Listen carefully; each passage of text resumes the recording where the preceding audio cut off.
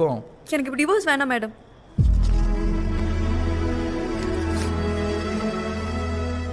నమస్తే అండి.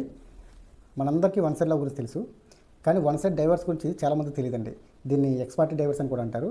Order 9 rule 6 ఏం చెప్తుంది వీడియోలో తెలుసుకుందామండి. భర్త లేదంటే భార్య ఇద్దరిలో ఎవరో ఒకరు డైవర్స్ కావాలని కోర్టుకు వెళ్ళి ఒక డైవర్స్ పిటిషన్ ఫైల్ చేస్తే, ఫర్ ఎగ్జాంపుల్ భర్త ఉన్నాడు, భర్తకి విడాకులు కావాలి అని చెప్పి కోర్టుకు వెళ్ళి ఒక పిటిషన్ ఫైల్ చేస్తే వైఫ్ ఎక్స్పార్టీ కింద వస్తుందండి. ఒక పిటిషన్ ఫైల్ చేస్తే కోర్టు నుంచి the first day of hearing, అంటే మీ వాదనలు వినిపించండి అని కోర్టు ఒక డేట్ని నిర్ణయించి మీకు సమన్లు పంపిస్తుందండి. అంటే మీకు కోర్టు నుంచి ఒక కాగితం వస్తుందండి. సాధారణంగా ఇంట్లో ఉండే ఆడవాళ్ళు, లేడీసు వచ్చిన పోస్ట్ ఆఫీస్ నుంచి వచ్చిన లెటర్ చూస్తారు, అది మనకు సంబంధం లేదేమో అని పక్కన పడేస్తారండి. సో కోర్టు దాన్ని ఎలా చూస్తుందంటే, వీళ్ళకి సమన్లు అందాయి కానీ వీళ్ళకి ఇష్టం లేక హీరింగ్ రాలేదు అని ఫిక్స్ అయ్యి భర్త ఎవరైతే పిటిషనర్ ఉన్నారో ఆయన ఎవిడెన్స్ని పరిశీలించి విడాకులు మంజూరు చేస్తుందండి.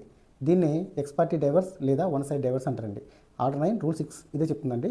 కాబట్టి మీ భర్తతో లేదంటే మీ భార్యతో ఏదైనా గొడవలు జరుగుతున్నప్పుడు పోస్ట్ ఆఫీస్ నుంచి ఏదైనా లెటర్ వస్తే దాన్ని 1కి 10 సార్లు చూసి తీసుకోండి. Thank you.